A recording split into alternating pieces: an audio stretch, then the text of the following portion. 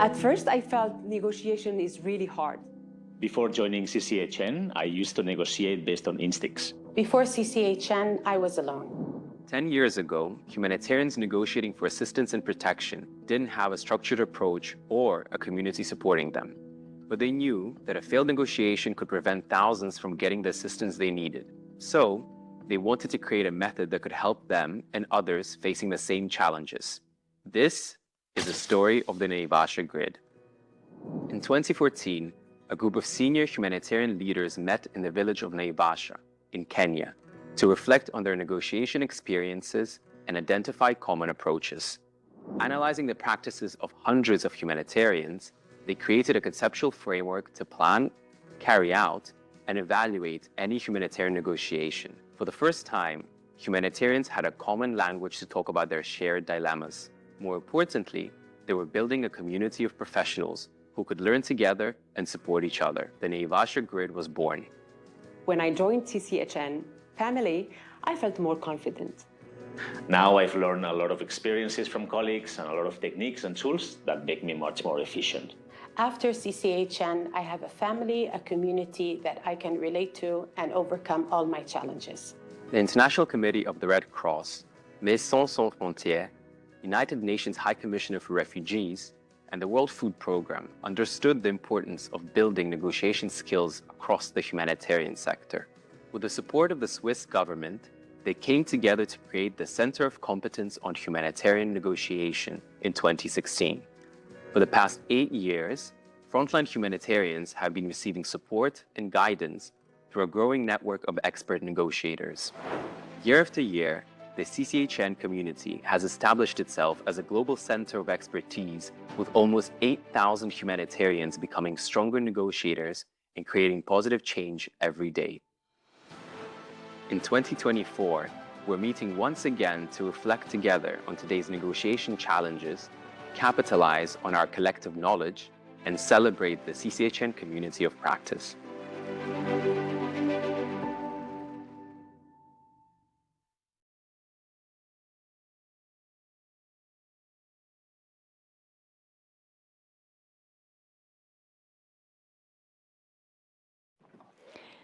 Dear colleagues, excellencies, colleagues coming from the field, all our colleagues also here from the International Geneva, welcome to all of you to this edition 2024 of the World Summit on Humanitarian Negotiation. I'm Joëlle Germanier, I'm the director of the Center of Competence on Humanitarian Negotiation, and I have the pleasure to welcoming you all today here.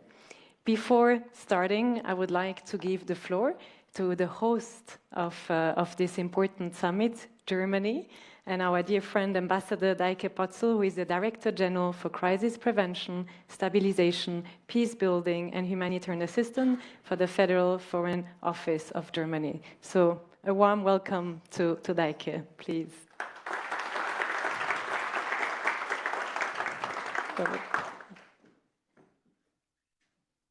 Thank you so much for the warm welcome. Dear Joëlle, dear Peter, and most importantly, dear frontline negotiators from around the globe, both present here and of course joining us online. I feel personally very honored to be here and to speak to you today at the opening of this year's CCHN World Summit on Frontline Humanitarian Negotiations. It's the second time that I have this privilege, but this time with all the devastating crises around the world that tirelessly demand your full dedication, I'm even more deeply impressed by the energy and strength that I can feel in this room and that we hear about every day from your work, particularly in the field. So let me first of all start by expressing my sincere appreciation and my heartfelt gratitude for the extraordinary work that you do. And that really comes from my heart. I'm so immensely impressed by the courage that you show in your work. Without your vigorous commitment, even in the most adverse situations, humanitarian assistance would simply not be possible. Being at the front line in humanitarian crises comes with great personal risks. And I wish to use this opportunity also to pay tribute to all those who risked their lives, and especially those that have paid the ultimate price. Already 130 only in the first 6 months of this year, according to the Aid Worker Security Database. In Gaza, in Sudan, too many have died already. In Yemen, too many humanitarian aid workers have been arrested. That is simply unacceptable. Looking at the current crises around the world, it is clear that both access for humanitarian assistance as well as safety and security of humanitarian workers are increasingly and often systematically threatened. The need for and the importance of humanitarian negotiations is constantly growing. And honestly, if CCHN wouldn't already exist, we would have to invent it right now. Luckily, it is now already 10 years, as we have just seen in the video, that a community of practice of frontline negotiators came together and developed a methodology on humanitarian negotiations in field that is still applied today. For 10 years, frontline negotiations have profited. Your work has had a significant impact, and it's safe to say that in many cases, it was not only one, but it was the reason why people in need could be reached and receive the assistance they needed so direly. Frontline negotiations and humanitarian diplomacy are the best tools we have to gain access to those in need. And this is why also we, Germany, are pushing and have put a special focus on these fields, which will also be reflected in our forthcoming humanitarian strategy that we are going to publish soon. Not only do we support and fund organizations like CCHN, we also want to strengthen our own engagement in diplomatic efforts. Just 2 days ago, I returned from another visit to Israel, because I also assumed the role of Special Envoy for Humanitarian Assistance in the Middle East in October last year. And it has now been my 16th visit to the region since the atrocious, vicious attack by Hamas on October 7th last year. I've seen with my own eyes the effects of the suffering in Gaza and the humanitarian disaster that we are witnessing there. In my talks in the region, I am constantly advocating for improved humanitarian access and better protection of civilians and humanitarian aid workers. I wish I could say that our efforts were yielding quicker and more tangible and visible results. But we know humanitarian negotiations are hardly ever easy and never straightforward. And it can be frustrating, and it can be disheartening. I admit that. And yet, results can be and are achieved. For example, with regards to Gaza, together with our partners, we were able to achieve the opening of border crossings. Again and again, we advocated for the opening of the land route via Jordan, for the use of Ashdod port, the admission of fuel, the reopening of water pipelines, and last but not least, the rotation of humanitarian personnel and visa for humanitarian personnel. Due to our persistent negotiation, we were able to facilitate as well the evacuation of 95 children and guardians from an SOS children's village in Rafah to Bethlehem. This highly complex and dangerous rescue mission was only possible because we had established reliable and trusted channels of communication before and never stopped believing that one day it will pay off. So we have to keep believing that there is a way. Success might sometimes be smaller than hoped for or indeed needed, but every life saved is invaluable. And this is, of course, not only true for Gaza, but also in every other humanitarian crisis around the world, in Sudan, in Ukraine, in the Sahel, to name but a few. This year, we celebrate 75 years of the 4 Geneva Conventions of 1949, probably the most essential tool for our work. It is an important moment to reflect about their fundamental role in protecting people affected by armed conflict based on universally shared values. As the ICRC puts it, the Geneva Conventions are the one set of rules we all agree on. However, current conflicts show a very disturbing, worrying trend of decreasing respect for international humanitarian law. Germany stands firmly for the universal respect of IHL. The obligation to ensure the protection of civilians is imperative, without exception. And this means also the protection of humanitarian workers, of course, frontline humanitarian negotiators like you.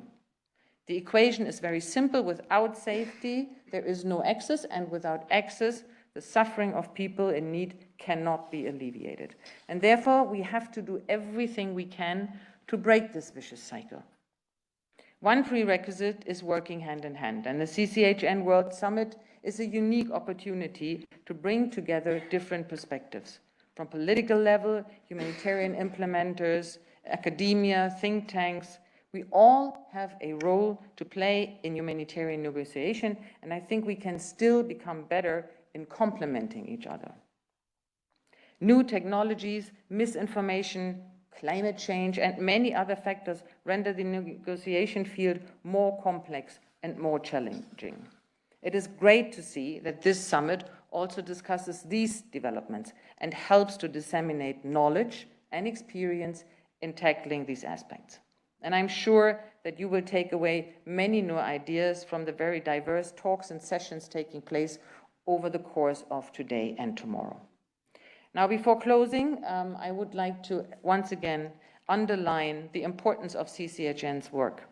Thank you for all the hard work that you do to strengthen the capacity of frontline humanitarian negotiation and for constantly taking up new developments to further increase the professionalism and standards in the field. Germany will remain a steadfast supporter of CCHN and of you, the frontline negotiators, too. I said it last time and I repeat it today. Humanitarian assistance depends on you and your courageous work. Stay safe, and once again, thank you and my heartfelt appreciation.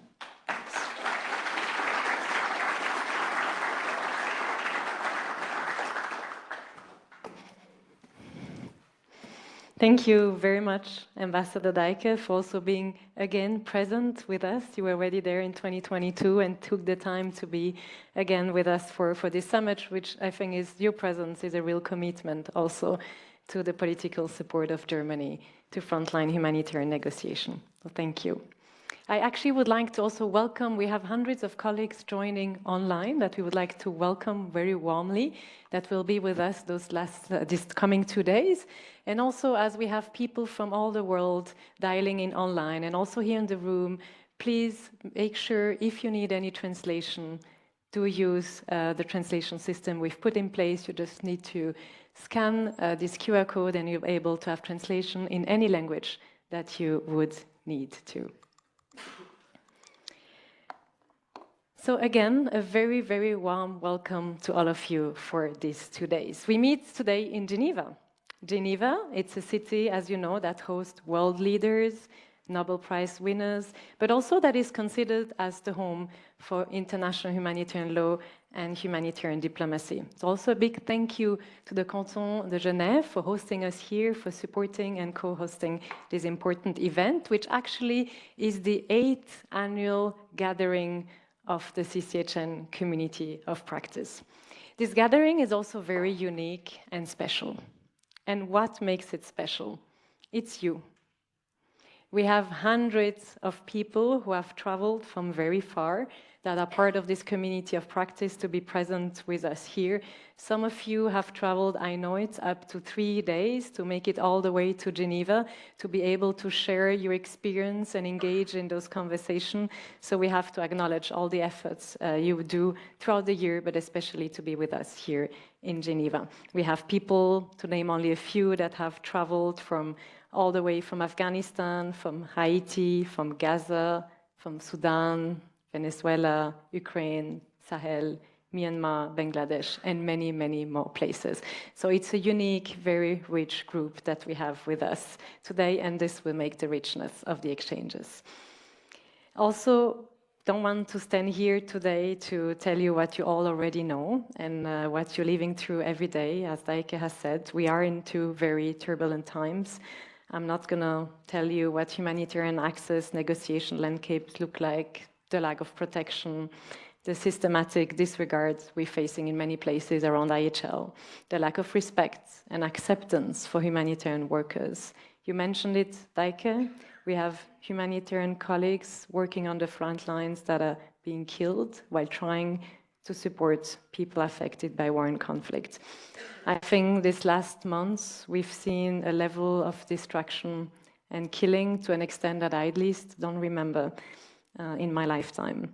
And while we are opening this summit on humanitarian negotiation, I really want us to take a moment to remember and think about all our humanitarian colleagues, so many of them, but also all the innocent civilians, men, women, children, who should have had the protection afforded to them, but instead lost their lives in those senseless wars. So I really want us to take just a few seconds of silence to remember them.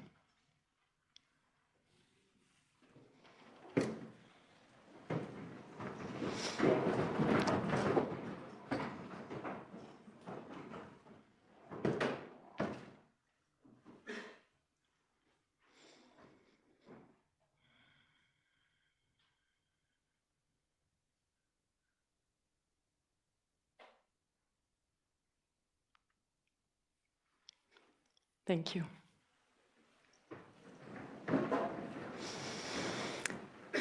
Colleagues, 8 years ago, our challenge may not have been exactly the same, but even then, our strategic partners, WFP, MSF, UNHCR, and HD, they had a realization. We simply cannot improvise anymore. We need to professionalize the way we work and we do humanitarian negotiation. And we also cannot do it alone, really not. We have to share experience. We have to learn together from each other. In other words, the need to create a community of practice of humanitarian negotiation. And today, I think the majority of people in this room are actually part of this community of practice. And I want to give faces to this community of practice. And so I would like to invite our colleagues who are part of this community to stand up. And we'll go by region so that we understand also the richness of the group we have with us today. So please, the colleagues working in Latin America and the Caribbean, if you could please stand up. And a warm welcome to all of you. Welcome.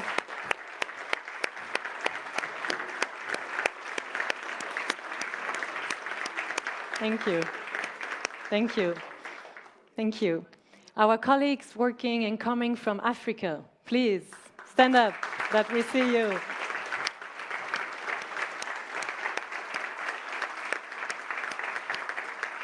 Welcome. The Middle East, please.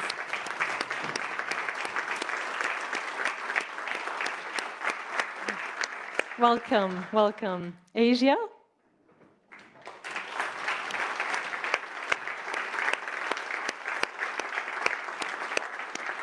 Thank you very much. And of course, Europe. Please stand up.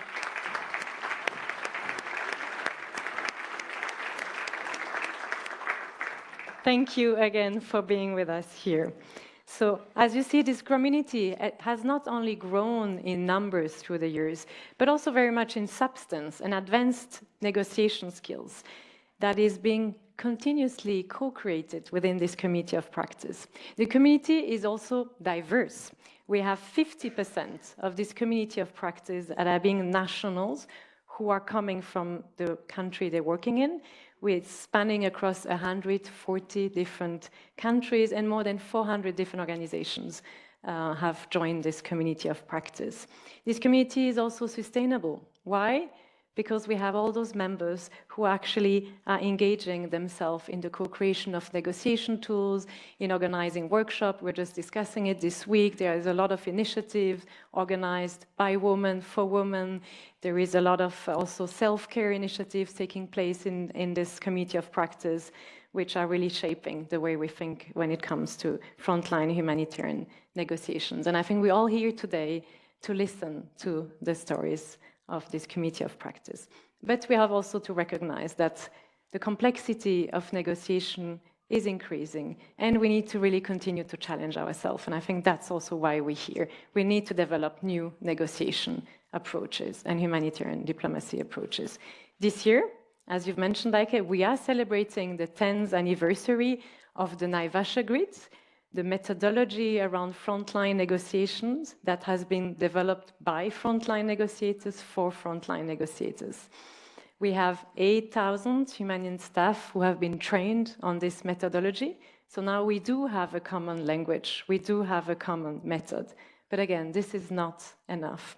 As the environment in which we operate is shifting, as some of our core values and principles are being questioned and challenged, and the diversity of actors that are continuously increases with which we need to engage, we have to acknowledge also the limitation of our current approaches and collectively enable the new ways of engaging.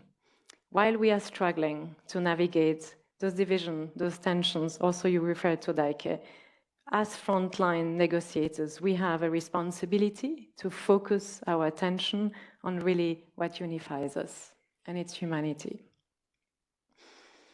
And where this committee of practice actually provides us a really unique opportunity to learn and share on how we can continue to build trust and relationships, which are so critical for us to be able to be where we need to be. In addition, we also have to create more bridges with communities, of course, who are negotiating themselves. How are we supporting them in their negotiation? How are we learning and exchanging with them as really agents of their change? And also very much engage more with diplomatic actors who are engaged actively in humanitarian diplomacy. And so I would like to thank also all the states representatives who are present in the room today and will be joining the different sessions throughout this summit. Your presence, I think, is extremely important and is a commitment also not just of financial funding, but also very much political support to maintain a humanitarian space in difficult times. So this summit 2024, it's really about negotiating for the future.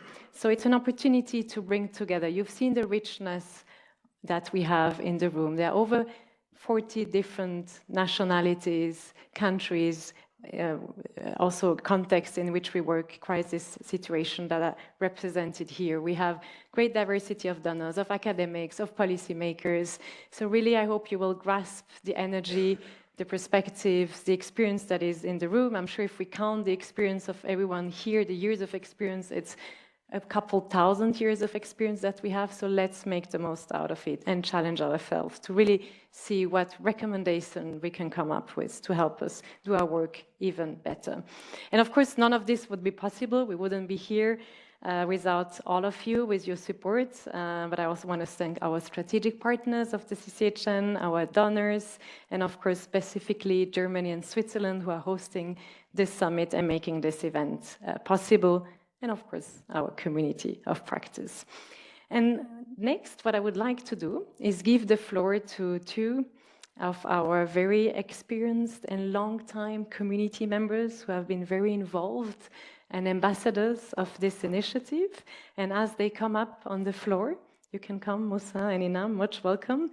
I would like to ask you to reflect on one quote from Desmond Tutu that I believe describes very well the essence of this committee of practice.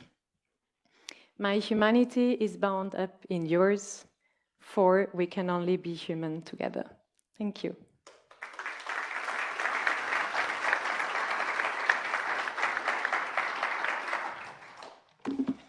Welcome, welcome, dear colleagues. So it's my pleasure to introduce you to two committee members of the CCHN, Moussa Dicko, coming from Burkina Faso, years of experience in frontline humanitarian negotiation, and as I said, a very active community member since the inception of this initiative, and Inam Sharaket, also very experienced frontline negotiator, currently working with MSF in Jordan. So a round of applause for them, please. Welcome. Thank you. So, dear colleagues, I would like to start with you, Moussa, and if you can tell us a bit your experience as a frontline humanitarian negotiator, what it means, and also why are you here? Why have you joined this community, and how it is supporting your work? Please. Thank you, and good morning, all brothers and sisters. Where were you in the second week of 2022? I'll let you reflect, maybe in holidays or somewhere else, don't know, working or learning something. I was talking with people in Sahel region. It's about 205,000 miles from here today. And my interlocutors tell me that thing I would never forget. And it seemed like he's in this room today. He told me that, Moussa, I would like today to be the last day of the world. I want all the world disappearing because I can't just live that anymore. And I can't take count of my life because of what I trust on. And in these areas, all the parts of conflict ask people to be able to die for one cause, for their cause. Some of them asking people to die because of patriotism, sovereignty, and the others, some ask people to die because of a religion. And me and the other humanitarians, we are also patriots, we are also religious, but we ask people to live and we ask to save lives and change lives. This is a great paradox we are dealing with every day. But how to stay in life when the world is falling apart? It's a reflection. I did not find the result, the response, but we are every day dealing between these hard interlocutors with different interests, and we are dealing every day between those who ask to die, those who want to die because they have not a good life, and we are trying to maintain a kind of hope in this world in destruction. In these circumstances, think about humanitarian involved in that, and between humanitarian, those are deeply in this field of experience, experiencing deeply intense emotions on what is going on. Humanitarian negotiator, and particularly local staff, they have one part of their brain which are humanitarian, and one part of them which is from the community. And I think that anyone in this room have one part of the responsibility in the world and have one part of the victim of what is happening around the world. And what I want to ask to all members of this forum today is that to think about one thing I learned also from one of the hidden leader of the world, Jean-Yves Olivier. He said that the others is just me in other circumstances. Think about others without the, outside of this room in the Sahel region, in the Middle East, the outside of you, the other side of you, I have, and me and you, we all have one part of the victim, one part of the perpetrators, and one part of the human dignity and responsibility. And I ask you to think about that when tomorrow you have to decide anything about the world. Think about your different sides, and I hope you will choose your part of humanity. Thank you. Thank you.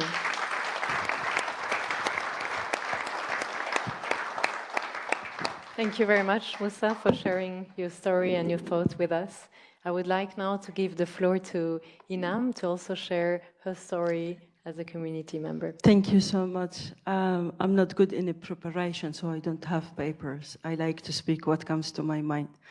So first time I met CCHN, it was during one of the trainings in Amman about operational trainings with MSF, and it was about a couple of hours. And they gave us a case of a study, and they asked us, okay, how we can deal with it from a negotiation perspective. And most of us stuck at that moment because we couldn't give a name for the practice that we used to do. And this is what I liked about CCHN. They gave an image and a name for what we used to do without any structure. Humanitarian negotiation, sometimes people, when they think about it at the higher level. But for me and for the field practitioners, it comes from the bottom. I still remember Peter's and Claude's words in my head whenever I have any negotiations, and the rest of the team for sure, but because they are the beginners at that time. So I think humanitarian negotiations, it's one of the skills that everyone needs to acquire, okay? And it's not exclusive for only leaderships and senior people, because sometimes a nurse who stands in the front of the hospital, if she doesn't have the right skills, when she talks to one of the military guys, she could be killed, and all patients will be killed. So it's not an exclusive skill, it's an inclusive skill for everyone. That's why the importance of CCHN is elevated day by day, because it's providing us with what really need. And sometimes our organization didn't realize or recognize that we need this skill. That's why I like to be a part of the community of practitioners, because we support each other. We bring the name we give a name for not being alone. We give solidarity for each one. When I need something about humanitarian negotiations or a contact in any country, I will pick the phone and call someone or text a message or send an email asking, I need a support in this, and I find a response. There is someone at the other side of the line. We are not alone in this. And what I really liked about CCHN, it's a community of trust where you can share your thoughts and your ideas, even when some seniors roll their eyes that they are not happy about what we are saying. But CCHN opened the platform for us to express what we want, and with their diplomacy, they try to navigate to implement what we are looking for. So thank you so much, CCHN. With CCHN, I grow up as a person and as a profession as well, okay? I try to implement whatever I have learned here and involve myself in all of their activities when it's possible. And some people say, what do you get from there? It's free, it's voluntary, why you waste your time? It's never a waste of time, because we support each other and you follow your heart, and my heart with CCHN. Thank you. Thank you, Ina.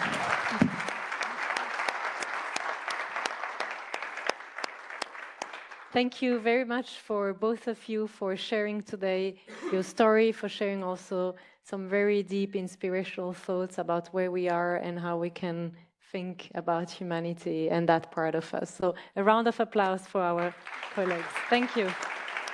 Thank you. So I would like now to give the floor to one of our colleagues to show you a bit what we've been doing this week.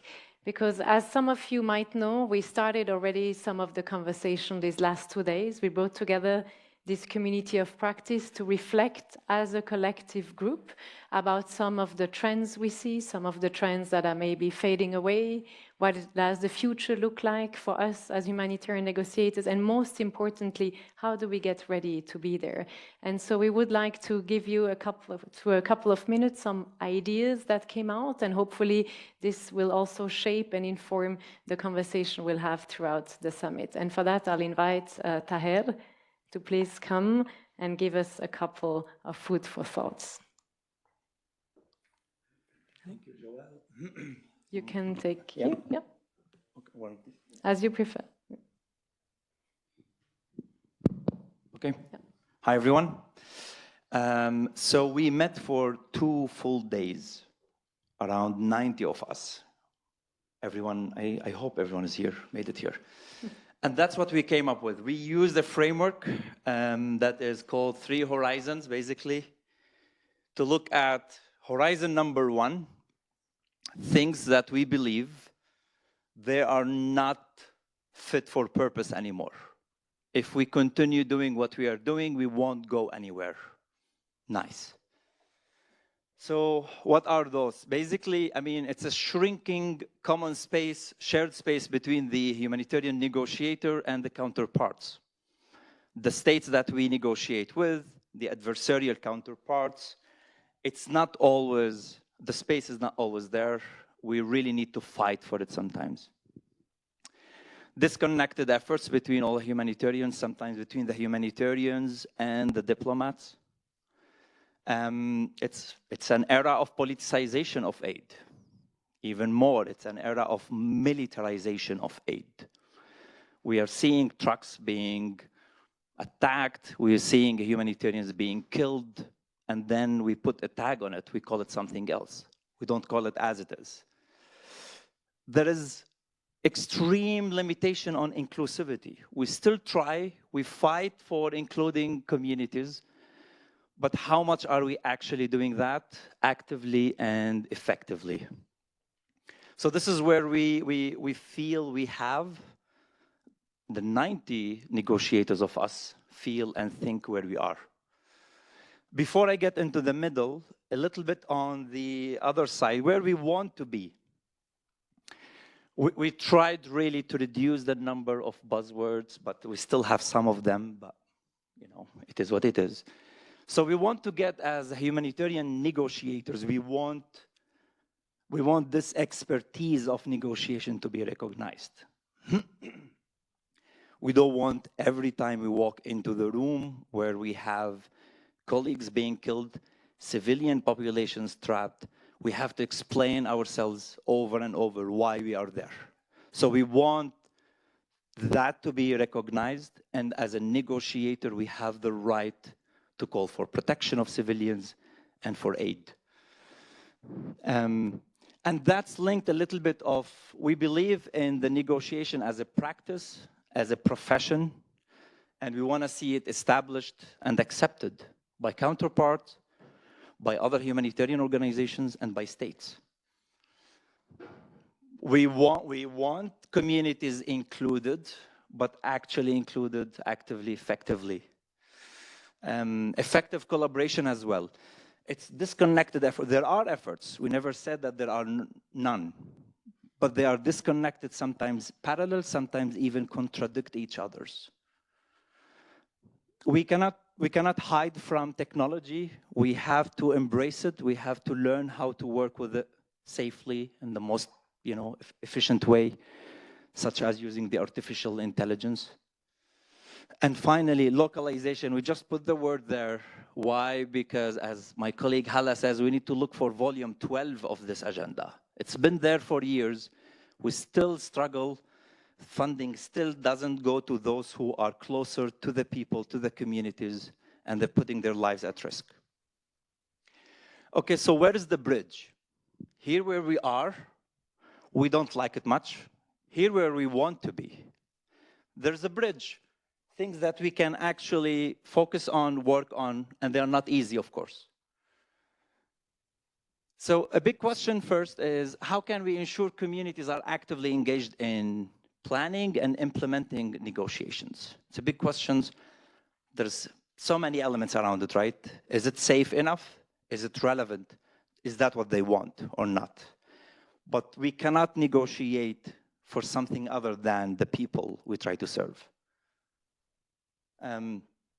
We feel like a prerequisite for some of these points here is to attract senior leadership. We have some. We worked for this in the last few years. I think out of the community, probably 300 are senior leaders. We believe we need to attract more into this community of practice of negotiators, because this will open a door for better conversation around the topic within the organization, because the sector is made of organizations. But also to extend a little bit to the diplomatic level, to those who have more opportunity to raise their voices on a podium, you know. So how to do that, basically. A good negotiator that is recognized and accepted is a negotiator that has good adaptability, can adapt to changing situations. So we need to work on this negotiator using tools, innovation, soft skills, but also we believe that that negotiator needs a door to be opened. But we are seeing doors sometimes slapped in our face. So how can we open those doors? By leveraging the diplomacy, by leveraging advocacy circles, and where we can raise our concerns as negotiators. And finally, there was strong feeling that what we are doing is working. So let's not fix something not broken in terms of keep training, keep building the capacity of the negotiators at the front line, the senior leaders that they report to, and those who have maybe sometimes double jobs between diplomacy and the humanitarian aid delivery. And if I missed anything or I forgot something, please, colleagues who helped us framing this, you can help. Yeah.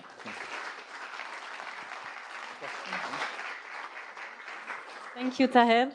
Yeah, I think we will first of all ask all the colleagues who have been involved to stand up to thank them. So please, all the group who has been with us this week, stand up.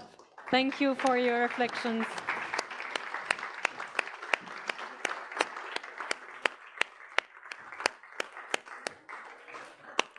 Thank you very much, Taher. So this is a beginning of a conversation. I hope it provided you some reflection and will give some inputs for the 2 days where we will unpack, of course, some of those issues. But thank you for having shared your thoughts.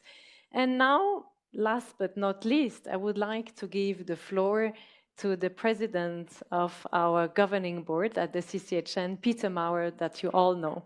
Welcome, Peter. Thank you.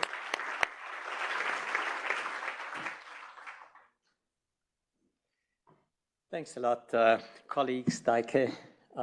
Thanks a lot for being with us today. From my side as well, I wanted to extend my deep gratitude to all the frontline workers present here and those online for all that you do and you have done and you will do in difficult situations and sometimes in unimaginable situations as they unfold today. You are the lifeline of individuals and communities in crisis zones, and your bravery is really an example for so many around the world. As you know, I had the opportunity myself to really visit so many of the front lines, and what I learned during the 10 years of work at the ICRC is really the multiplicity and variety of what frontlines represent. It's not only navigating between combat zones and combat fields, it is also be present for hours, days, weeks, and months in detention facilities in prisons to ensure that humane treatment of prisoners is guaranteed.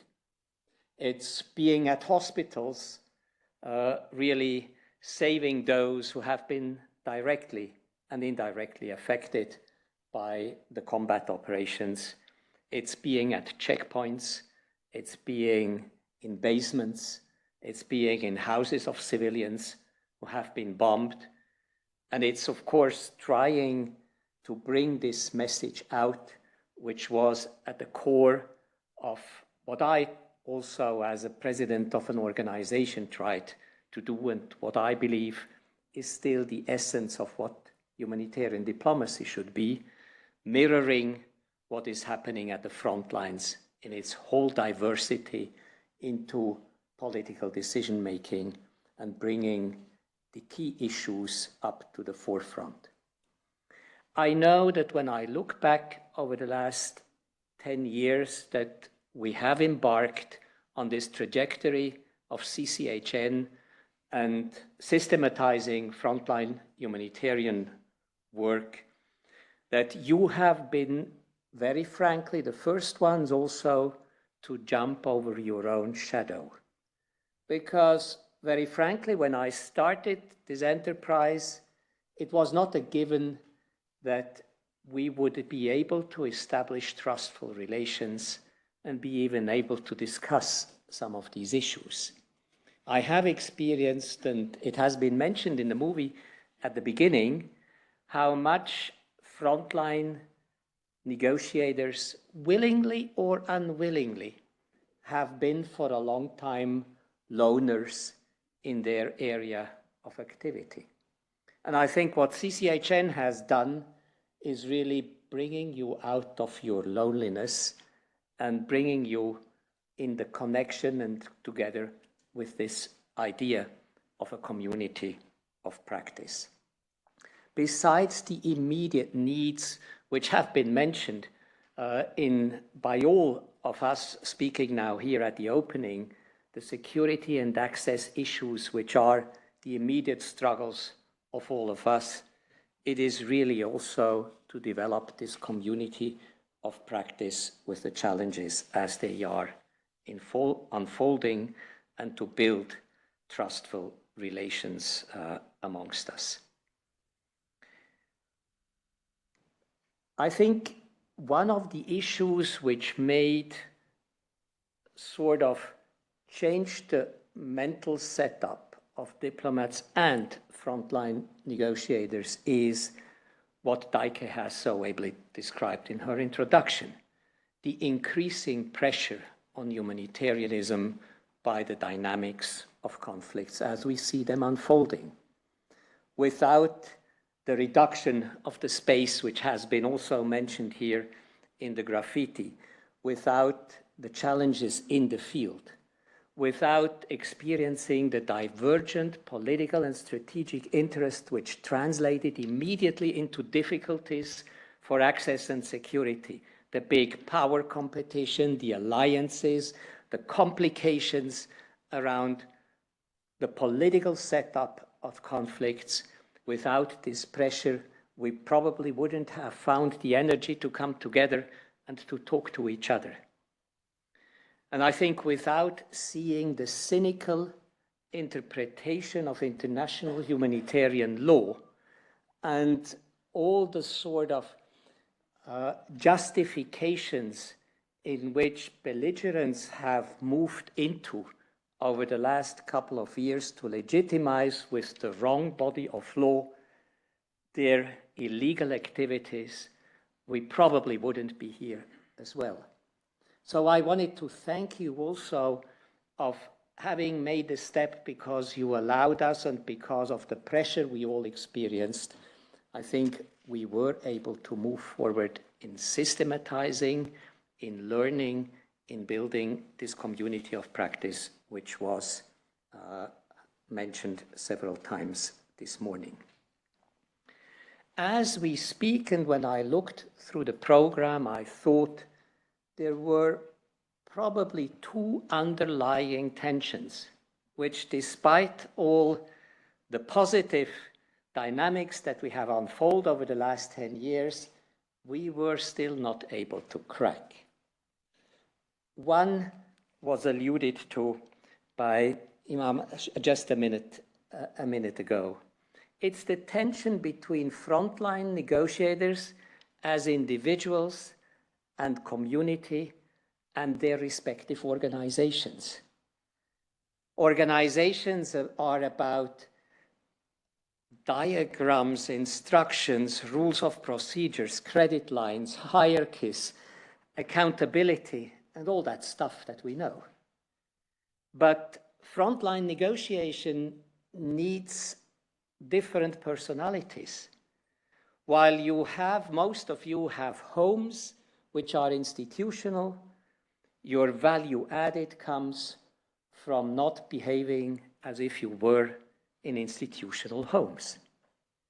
And I think how we balance this interest between institutions and their verticality and the horizontal outreach that frontline humanitarian workers need to have to be able to negotiate that unique space is a big challenge, which informs many of the debates and the structure of the program as we have it for the next 2 days.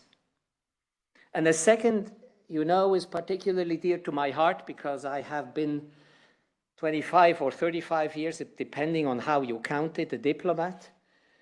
And I think we haven't really been able to fully crack the equation on how we bring the frontline experience together with political and diplomatic decision-making processes.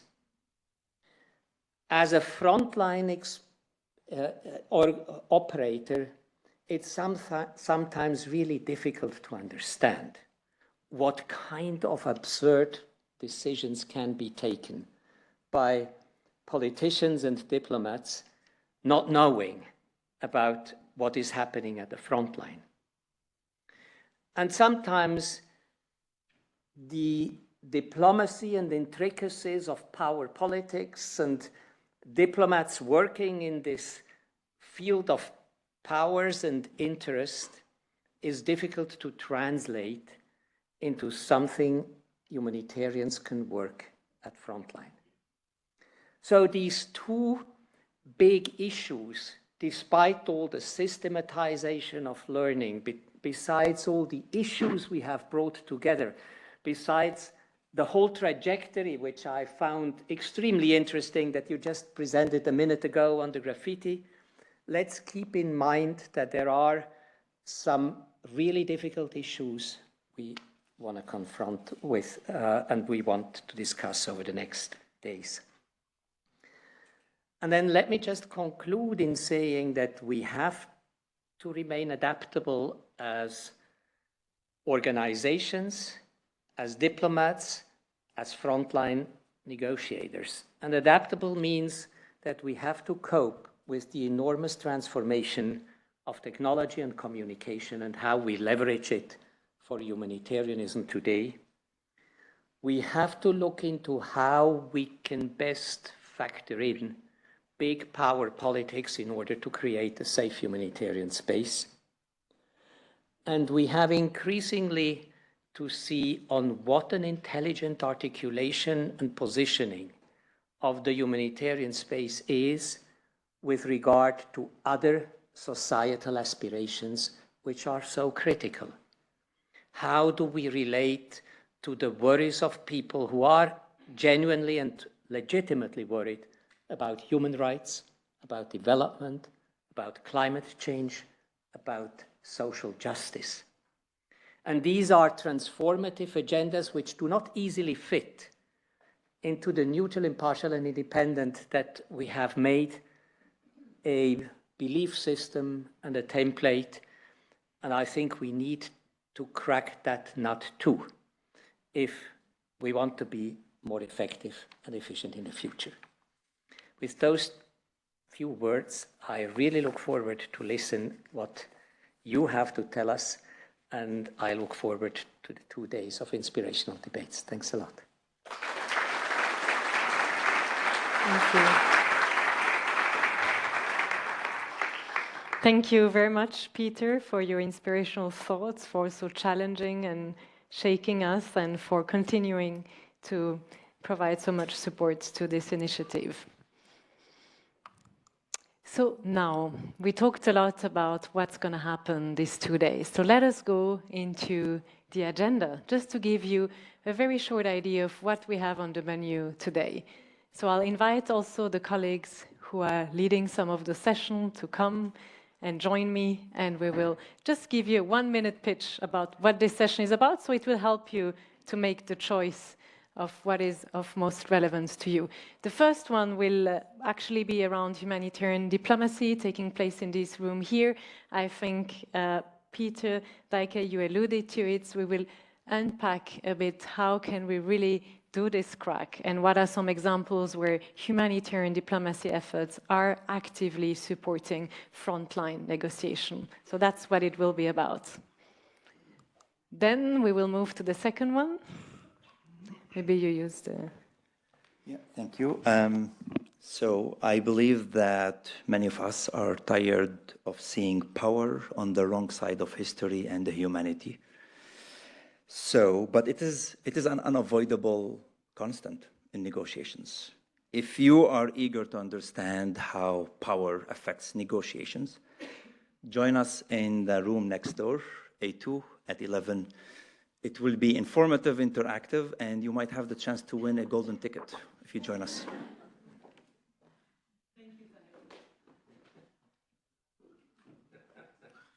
So, morning, friends.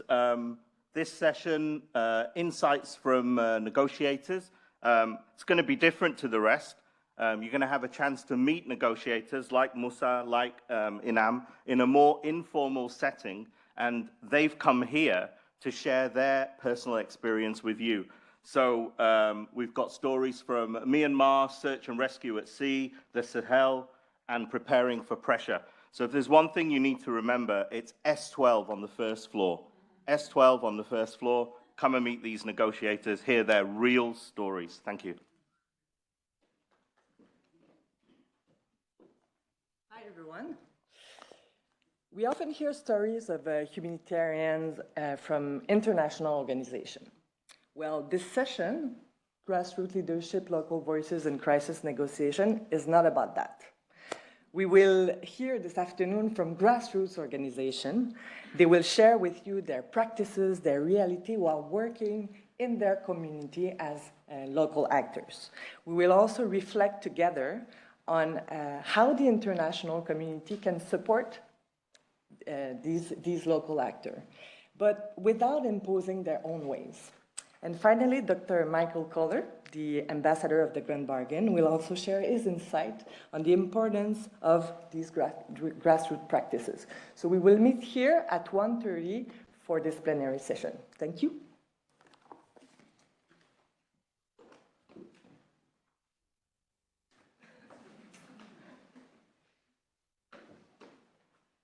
Hello, so this afternoon at 3:30 in room A2, just across the road, we'll celebrate the impact of women negotiators. We'll hear from 5 of our long-standing community members from different regions to hear a little bit where we stand in terms of opportunities for women negotiators, also remaining challenges for them, good practices they have developed over the years, to hear where we stand. And then we'll love to hear from you, actually, we'll discuss how we can implement the good practices and systematize them.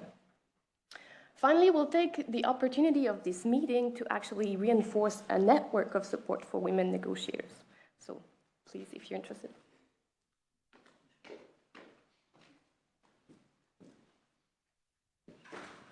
Good morning, everyone. If you needed to make a choice between maintaining your organization's independence and gaining access to assist those most in need, which choice would you make?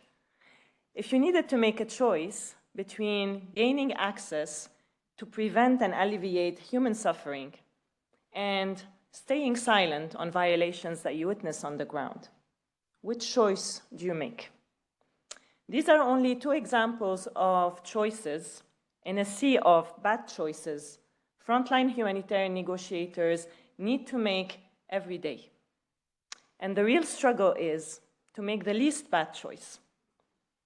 So the session I will be moderating this afternoon, Crossroads of Conscience, will hopefully be a brave space for us to explore the delicate dance that frontline humanitarian negotiators need to make between upholding the fundamental humanitarian principles and being pragmatic whilst adapting to more complex and more turbulent field realities. Thank you. And it will be in this auditorium. Thank you. Thank you very much to all our colleagues. And there is one more session also happening in the afternoon, Frontline Negotiation Practices. This will be a session where we invited the diplomatic community of Geneva and frontline negotiators to reflect and share together. We will, of course, have a bit of a deep dive briefing on 4 specific contexts: Gaza, Ukraine, Afghanistan. So please do join us if you're interested to listen and come in. So this is what we have for today. Tomorrow, I'll let you just 5 minutes look at it, but anyway, tomorrow morning, we'll go through it together and introduce those sessions. Last thing before we let you go and enjoy the exhibition we have prepared for you, I'll hand it over to my colleague Barbara, who will just make 2-3 short announcements that we have. If she is here. Doesn't seem to be here. No Barbara, no Barbara. No Barbara, no announcements. I think the most important is you have the hashtag here. Please feel free to share it, to use it. You will also be able to go out there in the exhibit hall. You will see a CCHN booth. That's really an opportunity for you to learn more about the CCHN. If you don't know us that well yet, see what are the latest research that we've been working on, meet members of the Committee of Practice. And last and not least, we have now prepared for you for the next, I think, 45 minutes, exactly, an exhibition just out there. So this is where we have invited a very diverse group of partners we work with that are all focusing on humanitarian negotiation, mediation, diplomacy. So it's a moment to mingle, to exchange, to learn together, to see all the opportunities that are out there for us to learn and share. So I hope you will enjoy that moment to network, to engage, and to have fruitful conversation. And then we see you back at 11 for the rest of the session. Wishing you a really good day and looking forward to seeing you in the session. Thank you, everyone.